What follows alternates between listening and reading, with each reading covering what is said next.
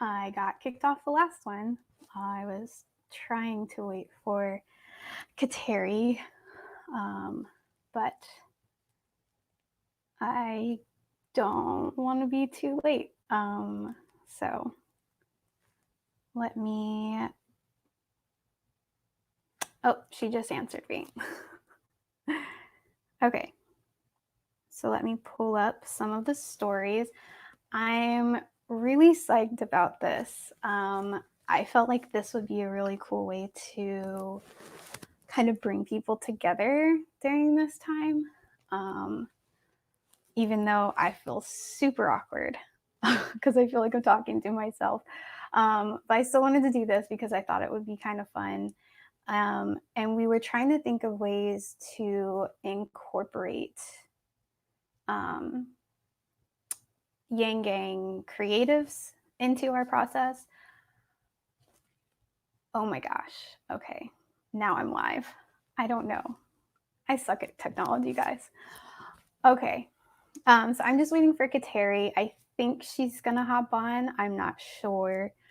But the reason we're doing the story time is because I just wanted to have a way to invite Yang Gang creatives to have an outlet through the book club. And then also because I thought this would just be a cool way to bring people together during this weird time. One of my favorite times as a kid was when my mom would read to me. So I was kind of like, oh, this would kind of be like a comforting time for everybody. So I think Kateri just answered me. So we'll see if she's going to hop on. Okay. She's an essential, so she had to stay late at work. Okay, so I guess I'll go ahead and get started. If you can hear me okay, go ahead and drop a comment. My Wi-Fi is really weird, so hopefully this is broadcasting okay. So yeah, let me pull up some of the submissions.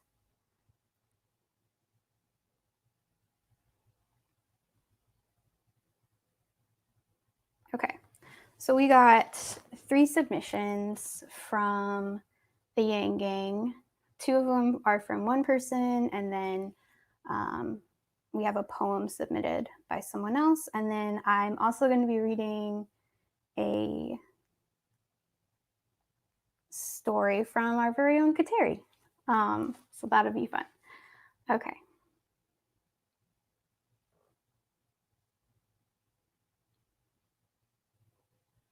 So the first submission is from Kelly Lowry. Oh, I'm just seeing the comments. Oh, good. I'm glad you guys can hear me.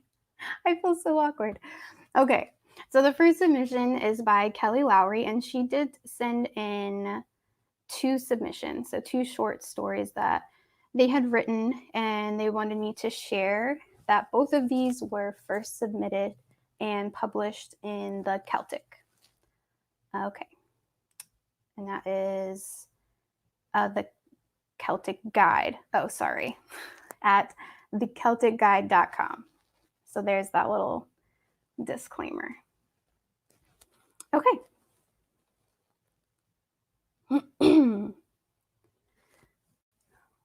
I freak out when I clear my throat now. I promise I'm not sick. All right, so this is called A Walk by Kelly Lowry. It had been his hope, his prayer, a litany deeply contained within his soul. A wish hidden so far beneath the surface of his mind, he dared not speak it until now, and the words were carried away on the wind. I desire a glimpse of the underworld. Putting the thought aside, he lay in the lush grass beneath the oak, watching the clouds float by in the gentle breeze, his eyes closed as he drowsed off. Following a whisper on the breeze, she came upon a lone figure and stood watching him in the beautiful repose of sleep. The corners of her mouth turned up, and she blew a small kiss in his direction. She had been lonely, and to find such a delightful man pleased her. At the stirring of his hair, he turned his head in her direction. She spoke again. Thanks. Awaken. Slowly, he opened his eyes and stared at the woman in front of him. Who are you? I am that which you seek, and a queen. Smiling, she leaned over, offering her hand. He was afraid to touch her, only to learn he was dreaming, but still more afraid of offending her if he did not take her hand. The woman was ethereal. Her skin was flawless and almost glowing. Her hair was very long and straight, a dark red-brown, and her eyes were a brilliant blue. His thumb brushed the back of her long green sleeve as he stood. The deep forest green of her dress embraced her body lovingly, as he wanted to. I will be your servant. Will you come with me, Thomas? He noticed a large white horse waiting patiently beneath the tree. The long mane and tail of the horse were interwoven with colorful ribbons, and the tack was of ornately carved leather. Without hesitation, he turned to her and put his hands on her waist. Lifting, he put her atop the horse. For a split second, his father's words came to his mind about never accepting things as they appeared, for much more could hide beneath the surface. Looking up at the beautiful woman before him, he put the warning to the back of his mind. To where do we journey? To my lands, though they are far. Would you still go, Thomas? I would. Come then. He nodded and began walking alongside the horse. The farther they went, the more the countryside started to look different. Bright and contrasting, it looked almost eerie and unearthly. She captivated him, and Thomas felt his thoughts becoming more difficult to control as confusion clouded his mind. Reaching out, she put her hand on his shoulder and smiled to reassure him. You desired to see something of the underworld. Here I am. At her touch, he felt as if the ground were no longer beneath him and nodded. You hesitate before me. Why, Thomas? I'm not quite certain, Queen. I had not thought to see anything of the sort. Be careful what you wish, for you may receive it. And what then? She pulled the horse to a stop. Putting his hands up, he allowed her to lean into them. He set her on the ground gently. I never believed this could happen. Please, tell me your name. A demure smile graced her features. Morrigan. That is a beautiful name, Queen Morrigan. He found himself unable or unwilling to remove his hands from her waist. Leaning over, he kissed her. It progressed from a gentle, slow kiss to an inquisitive touch, as if he were seeking her blessing. When she didn't resist, he held her to him. A slight sigh escaped her as she ended the touch of his mouth upon hers, wishing she could allow it to linger. Since you kissed me of your own free will, I shall allow you to choose which you would do. Will you continue to journey along with me, or will you return to your world? He could faintly hear someone calling his name. Looking at Queen Morrigan, he saw a subtle change within her face. An impression of hate gleamed in her eyes, and her features sharpened into a shadow of something non-human. Heat seared through him, and he shook his head quickly to dispel the illusion. I would return, Queen. You have chosen, so it shall be. Return whence we came, and you shall reach your world soon enough. At her words, unexplainable relief washed over him. Thank you. Before I go, might I ask, where is your domain, Queen? Turning the horse to ride away, the beautiful woman spoke, knowing the words would make his blood run cold. Not where, Thomas, rather what? I am the Phantom Queen. My domain is death. She smiled coldly at him, disappointed he had chosen to return and not remain. He turned and walked away, understanding he was fortunate indeed. Wow, that was really good. So that was, again, A Walk by Kelly Lowry. If you guys liked that, go ahead and put in any comments you have about that. We will have a website soon, so hopefully we can find a place to put these submissions. I kind of got lost in it as I was reading. It was really interesting. So yeah, that was A Walk by Kelly Lowry. And now Kelly also submitted another one.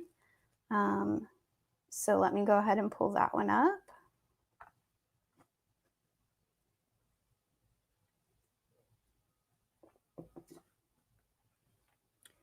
Okay. And again, if you guys want to submit something, I'll put it in the comments of this video once it's posted on our YouTube channel. But you can send it to our email, and that is ygbookclub@gmail.com. So go ahead and send any submissions you have there. Again, that can be short stories or poetry. I feel like we have a lot of poets in the Yang Gang that I've seen. So feel free to pop them in there.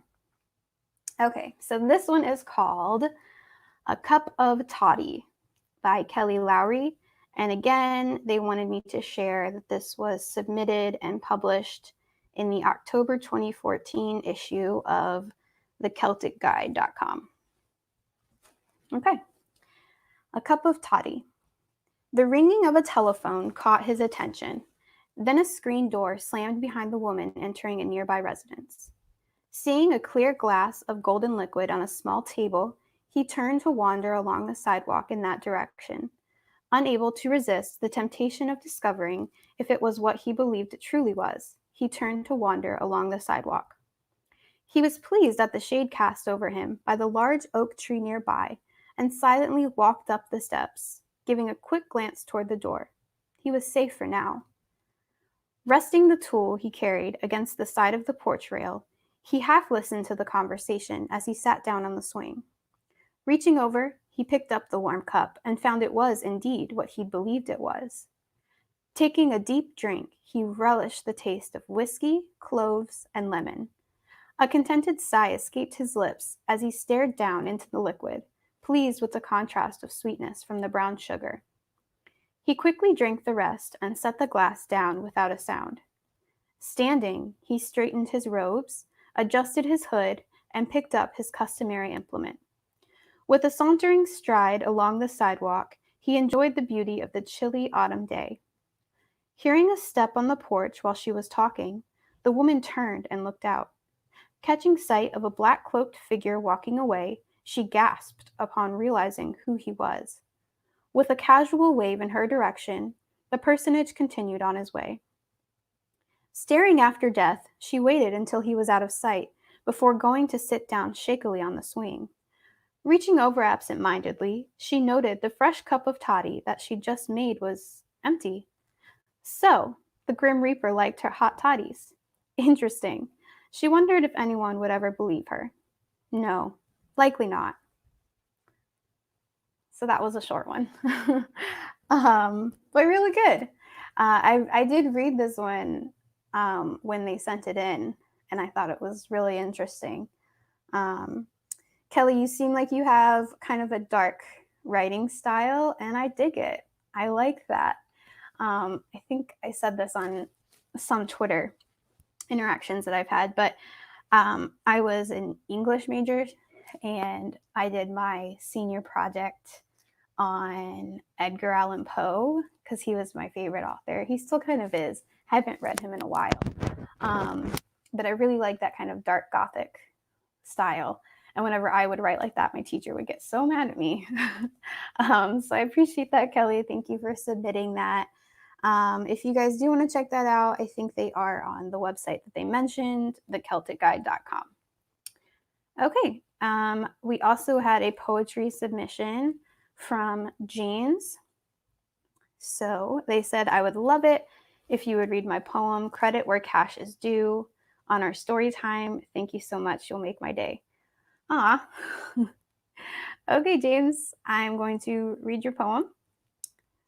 Credit Where Cash is Due, an ode to Andrew Yang by James Schwartz. That's awesome. Okay. They kicked around the idea in Switzerland. MLK was for it in the days before coronavirus. Andrew Yang, then bringing the tool back, they sneered it wouldn't work, of course. They questioned how it would be paid. For and by whom? Not them, to be sure. Now that we're quarantined outside the box, they iron out the details of a UBI, rebranding themselves as saviors. Credit where cash is due. That's good. That's awesome, James. Thanks for sharing that. And it came from, it looks like his blog, maybe. Yeah, it's a blog. Maybe I'll try to share that on the Twitter page.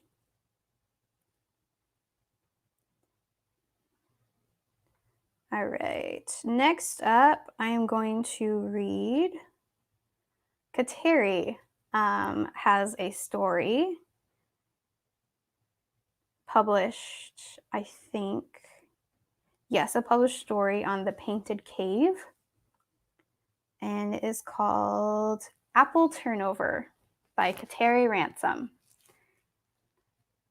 Buddy's Diner and To Go was the kind of place you felt the exclamation point had been left somewhere outside in the parking lot. My mom and I decided to boycott the place 3 years ago because they took 20 minutes to make a sandwich and we'd once found ants in her salad. Imagine a place with its walls covered in Elvis photos and dusty fishing gear. Maroon pleather seats cracked open like the torn belly of my childhood stuffed walrus after the neighbor's pit bull got to it.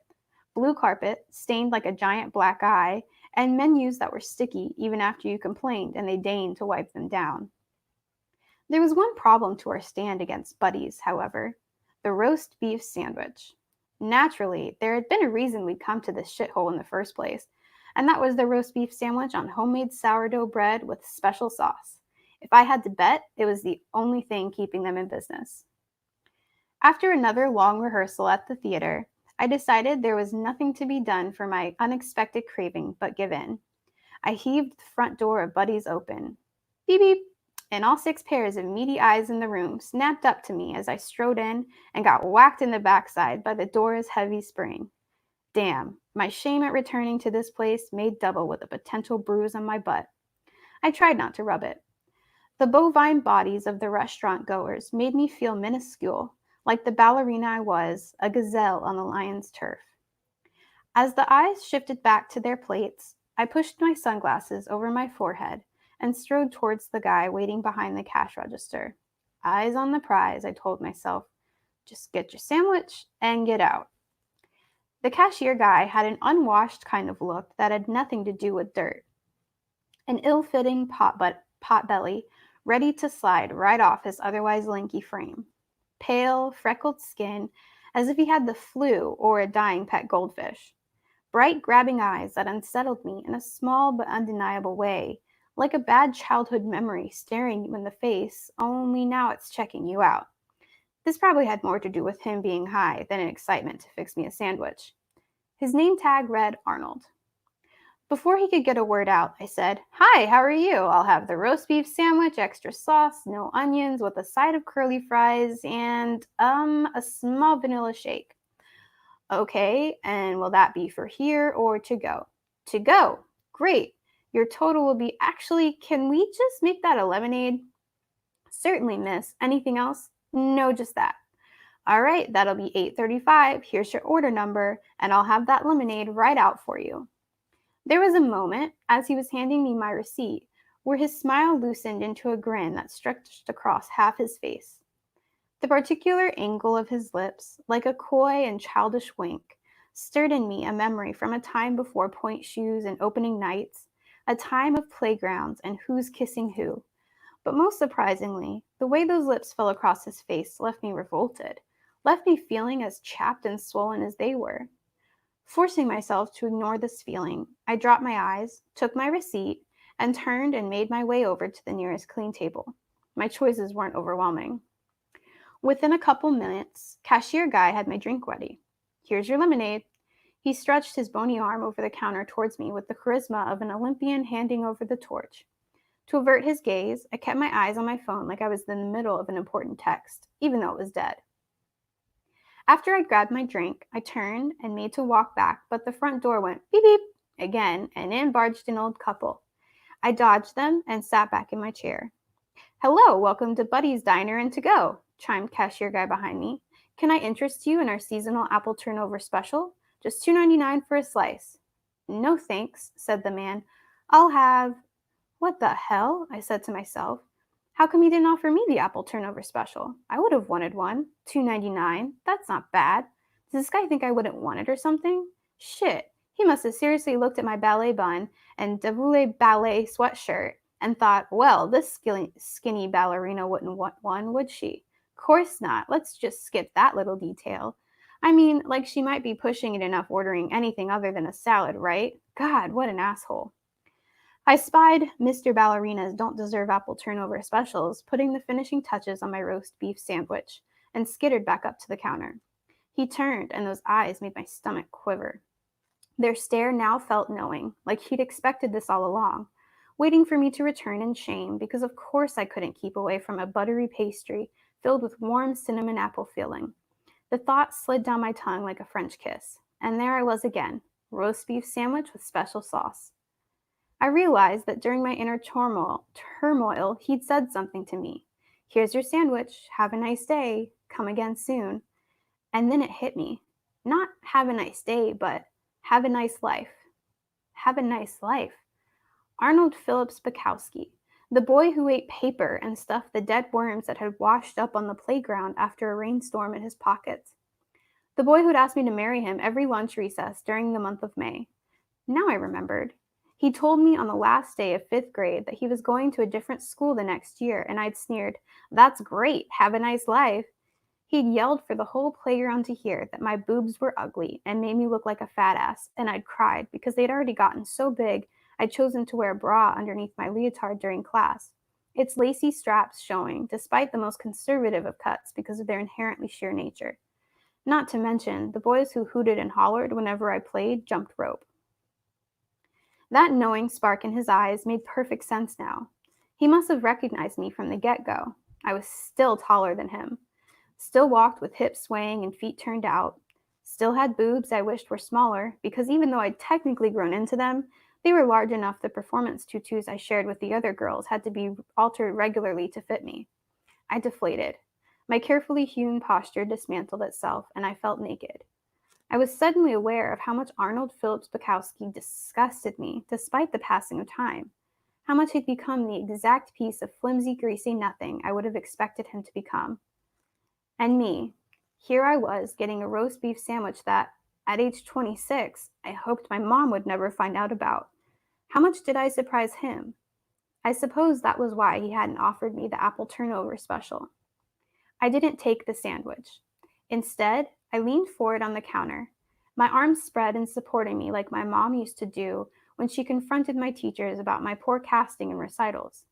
So, you seem to be doing pretty well, I snarled more than anything else. Arnold still had his hand on my to-go bag, Buddy's exclamation point painted on his face like a neon open sign. "I'm sorry?" he said. "This." I motioned around the empty, sagging restaurant. "Lots of great things going on here. You've done well, Arnold. Really made something of yourself." "Do we know each other?" "Oh, please, stop playing stupid, okay?" "Excuse me?" "Just so you know, I'm a soloist dancer with Daboulé Ballet. I'm engaged, and I had to take a breath. I needed one more thing. God damn it, there were a million things I could say, but I was too worked up to think of something. And I recently went on vacation. To Bali?" Arnold's face had decomposed into a state of confused alarm. We stood there, the bully and the kid whose head was about to get reacquainted with the toilet, until Arnold stepped back first. "Have a nice day, ma'am." He turned and busied himself making the next couple's sandwich, back towards me. Apple turnover forgotten, I grabbed my sandwich and left. It wasn't until I got to my car that I finally accepted the fact that Arnold Phillips Bukowski didn't remember who I was at all. Just a ballerina who wanted to eat her favorite roast beef sandwich in the Buddy's Diner and To-Go parking lot amidst the quiet, lonely twilight. 2 weeks later, I came back for the apple turnover special after another long rehearsal. Arnold wasn't there. When I asked the girl if he quit or been fired, she looked at me like I was out of line. So, that was Kateri's story. That was really good. I was expecting it to be good, of course, because it's Kateri. So those are all of the submissions that we had for today. So hopefully, as this keeps going and we do more of these, you guys will send more in. So I'm going to go ahead and hop off, but I hope you guys enjoyed the stories, and I'll see you next time.